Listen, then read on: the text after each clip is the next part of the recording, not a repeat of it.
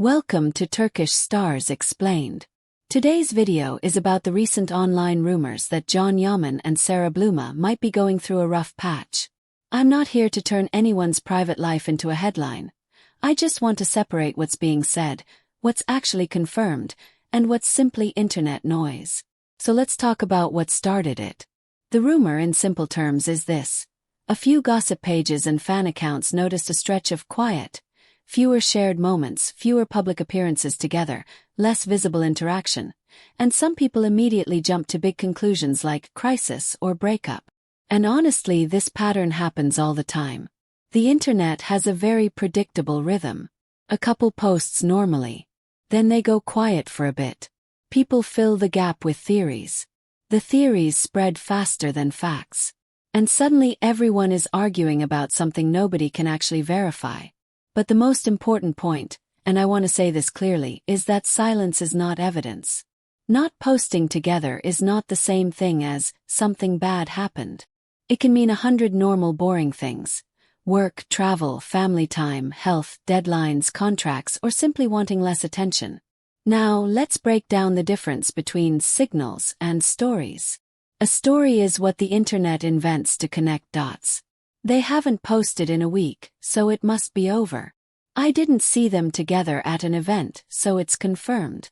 Someone in the comments said they know someone. A screenshot is circulating, so it has to be real. That's not reporting. That's pattern hunting. A signal is something that carries real weight. And without invading anyone's privacy, the signals that usually matter are very limited. A direct statement from either person. A reputable interview where the topic is addressed clearly. Or a consistent long-term pattern that is repeated and obvious over time. Not just a few days, not just one missed appearance. Anything else is usually just noise. And here's a useful way to think about it. Levels of confirmation. Level 1 is social noise. This is where most rumors live. It's based on I noticed, I feel, it looks like, they didn't post, their friend liked a comment, and so on. It's not nothing, it's just not reliable. Level 2 is repetition. A rumor gets copied across many pages, and people mistake repetition for proof. But repetition only tells you that the rumor is spreading, not that it's true. Level 3 is a credible clarification. This is where you get something direct, a clear statement, an interview quote, or something verifiable from a reliable source. Until you reach level 3, you're basically watching speculation evolve, not facts. Right now, what we have is mainly level 1 and level 2. Visibility-based speculation and reposting. Now, let's talk about why this kind of rumor spreads especially fast around Yaman. John has a huge international fan base, and that's a double-edged sword. It's powerful support, but it also creates intense attention. When the attention is that strong, even small gaps in information feel too quiet, and people assume there must be a hidden reason. Also, social media has trained us to expect constant updates.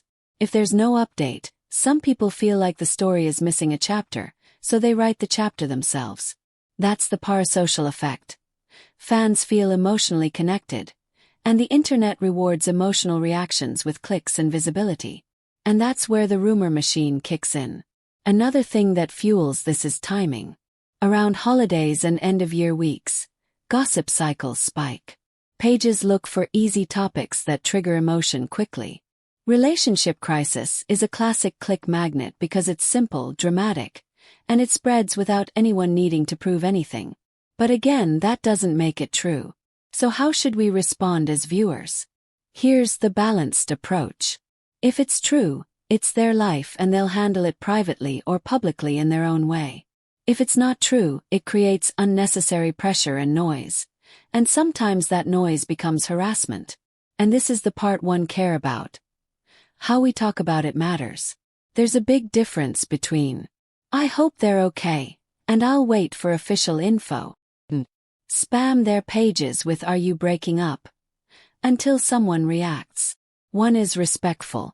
The other turns speculation into pressure. Also, notice how rumors change the comment section tone. You stop talking about work, projects, performances, upcoming releases, and suddenly every post becomes an interrogation. That's exhausting for anyone, famous or not. So if you want a practical guideline, comment like a human, not like a detective. Here are a few examples of comments that support without pushing. Wishing you a peaceful end of the year. Hope you're doing well. Excited for what's next. These are positive, and they don't demand personal explanations. Now you might ask, okay, but if the rumor is everywhere, should we ignore it? Not necessarily. We can track rumors responsibly like adults, without turning them into a circus. Here's a simple responsible rumor checklist. First, who is spreading it? Is it a credible outlet with a reputation to protect? Or is it a random page that posts 10 rumors a day? Second, what's the claim based on? Is it based on actual reporting? Or is it based on they were quiet and people noticed? Third, does it add new information? A lot of rumor posts are the same sentence copied across multiple accounts. Repetition is not proof. It's just repetition. Fourth, does it fade quickly? Most rumors burn hot for 48 hours and then disappear, because there was never anything solid behind them. Fifth, does anyone involved acknowledge it? If there's no acknowledgement and no credible reporting, it usually stays in the speculation zone. Now, since this channel is about no-fluff signals, let's be practical. Right now, what we have is chatter based on visibility, not confirmation based on facts. And that's why I'm not going to frame this as, here's what happened. 'Cause we don't know. We can only say, people are speculating, and the reason people are speculating is because of a perceived silence. But a perceived silence can also be intentional, and not negative. Let's also add one more layer that people forget. Work schedules. When someone is in a heavy career phase, press, travel, negotiations, new projects, training, appearances, their public routine changes. Sometimes they reduce exposure. Sometimes their team reduces exposure. Sometimes they just want peace. Less visibility can simply mean protecting the bubble. And if you're a public figure, that bubble matters. Because the more you share, the more people feel entitled to demand explanations when you stop sharing. So sometimes the smartest move is to share less. Now, I want to be careful with wording here. I'm not saying everything is fine. I'm also not saying it's over. I'm saying, at this moment, the rumor is not the same thing as a confirmed update. If anything becomes clear, from a real statement, a solid interview, or something verifiable, we'll cover it calmly and respectfully. But until then, I think the healthiest approach is avoid turning rumors into facts. Avoid attacking or blaming anyone. And avoid treating private life like a scoreboard. Because at the end of the day, we're here for John's career and projects. And we can support that without creating pressure on someone's personal life. Before we wrap up, I'm curious what you think. And let's keep the comments respectful. Do you think public figures owe the public relationship updates? Or should private life stay private? Private if you think it should stay private. Or updates if you think they should clarify rumors. If you enjoy these clean, calm breakdowns of what's signal and what's noise, hit like, subscribe for more John Yaman updates, and I'll see you in the next video.